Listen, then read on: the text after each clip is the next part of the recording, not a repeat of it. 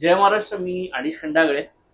काल एक माटुंगा येथे पेट्रोल पंपवरती अशी घटना घडली होती की कोणी एक बाईक चालक होता आणि तो पेट्रोल पंपवरती पेट्रोल भरायला गेला. मराठी मुलगा होता आणि त्याच्या समोर अचानक हे दादा आले होते आणि ते गाडी त्यांनी पुढे टाकली आणि तो म्हणाला की तुम्ही गाडीमध्ये का टाकली, तिथे मी माझा नंबर होता.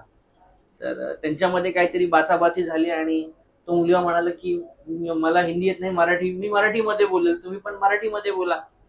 आणि त्याच्यामध्ये हे म्हणाले की मुझे मराठी नाही आती है.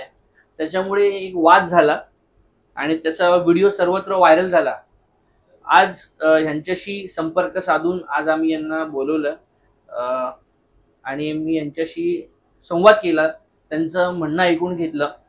तर त्यांनी मला दिलगिरी व्यक्त केली की ती जी घटना घडली त्या आणि मी जी काही गोष्ट बोललो असेल त्याबद्दल मी माफी मागतो, सन्मान्य राजसाहेबांची माफी मागतो. माझा हेतू असा नव्हता. एक लक्षात घ्या, महाराष्ट्र नवनिर्माण सेना ही, तुम्हाला कधी कधी असं वाटतं की मराठी भाषेबद्दल काही बोललं की आम्ही त्यांना प्रत्येक वेळेस मारतोच, पण मुळात तसं नसतं. मनसे ही समजावून पण सांगते.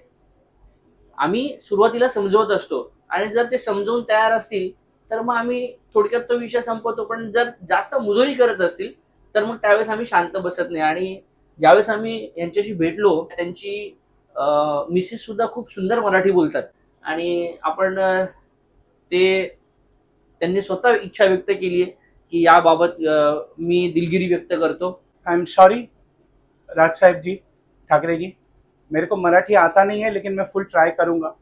महाराष्ट्र में रहते हुए मैं स्कूलिंग के अंदर मैं 8 साल तक सीखा था मराठी, लेकिन डेली नहीं बोलता हूँ, इसलिए भूल गया हूँ. I am very sorry Raj sir G.